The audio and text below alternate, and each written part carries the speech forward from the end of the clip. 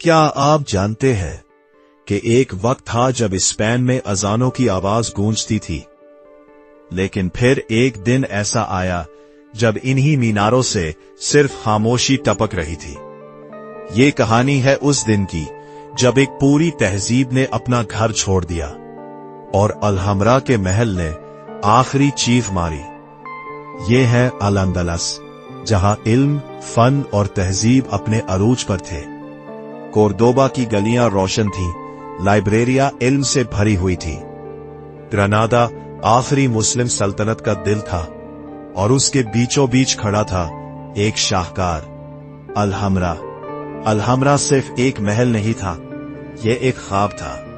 पानी की आवाज, संगे मरमर की दीवारें, कुरानी आयात से मुज़य्यन नक्शो निगार। हर दीवार जैसे कह रही हो, अगर जन्नत जमीन पर है तो यही है। लेकिन हर अरूज के बाद जवाल आता है। शुमाल से एक ताकत उभारी, ईसाई बादशाहतें मुत्तहिद होने लगी, जैसे तारीफ में कहा जाता है रिकॉन्किस्टा। मुसलमानों की आपसी लड़ाइयां, कमजोरी और इक्तिदार की जंगें। आहिस्ता आहिस्ता अंदलस हाथ से निकलने लगा। आखिरकार सिर्फ एक शहर बाकी बचा, ग्रनादा, और उसका हुक्मरान था बोआबदिल। वो कमजोर था, मजबूर था और दुश्मन था बहुत ताकतवर। फर्डिनेंड II ऑफ एरागन और इसाबेला एक तहाफे एस्टियो।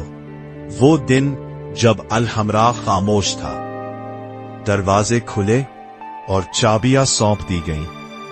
बोआबदिल ने शहर छोड़ दिया। कहते हैं जब वो एक पहाड़ी पर पहुंचा, उसने पीछे मुड़कर ग्रनादा को देखा और रो पड़ा।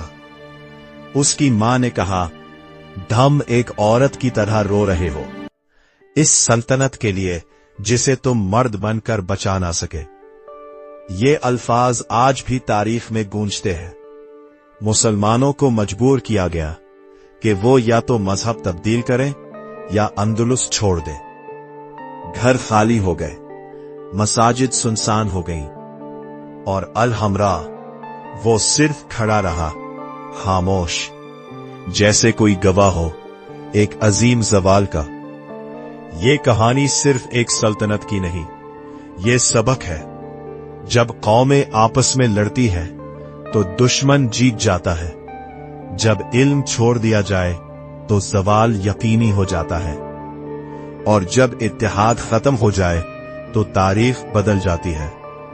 अगर आप चाहते हैं कि ऐसी सच्ची और सबक आमोज कहानियां मजीद सुने, तो इस वीडियो को लाइक, शेयर और फॉलो करें।